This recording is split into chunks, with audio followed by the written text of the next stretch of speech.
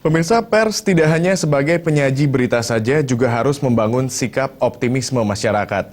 Industri pers pada masa akan datang juga harus lebih berhati-hati dalam menjalankan bisnis, tidak hanya sebagai penyalur informasi, tetapi juga dapat menjadi mediator dari berbagai kepentingan.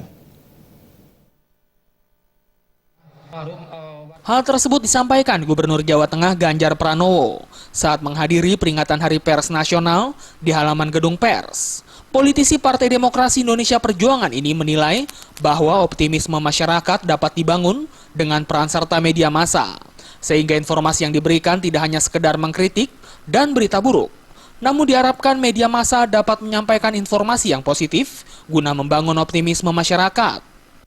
Nanti pada ujungnya mengkritik itu harus, tapi memberitakan hal yang positif wajib, apalagi di tengah bangsa yang seperti ini, yang lagi tidak mudah menggerakkan ekonomi, maka optimisme mesti dibangun dan itu mesti ada tampilannya di dalam wajah-wajah depan ini.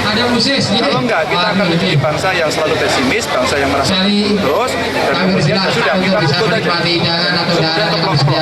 Emangnya itu menggembirakan? Sementara itu, Wakil Ketua PWI Jawa Tengah Gunawan Permadi menegaskan tantangan media massa ke depan, bahwa pers harus banyak belajar untuk kompetensi dan lebih berpengetahuan.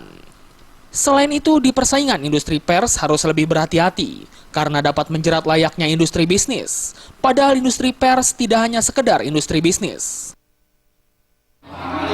Sekarang ini adalah eranya pers yang multi platform, semua format itu mix jadi satu. Dengan demikian tantangan pers itu juga ada tantangan yang multi platform, tantangan dari luar dan tantangan dari dalam.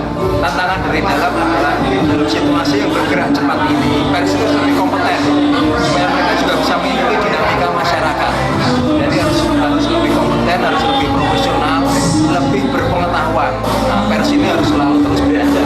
Tantangan dari Lebih lanjut, Gunawan juga menjelaskan saat ini media massa harusnya tidak lagi hanya berperan sebagai penyalur informasi, namun dapat menjadi mediator dari berbagai kepentingan, meliputi negara, masyarakat, pengusaha, dan berbagai pihak lainnya. Dari Semarang, Rajiv Saiful dan Lisa Herawati melaporkan.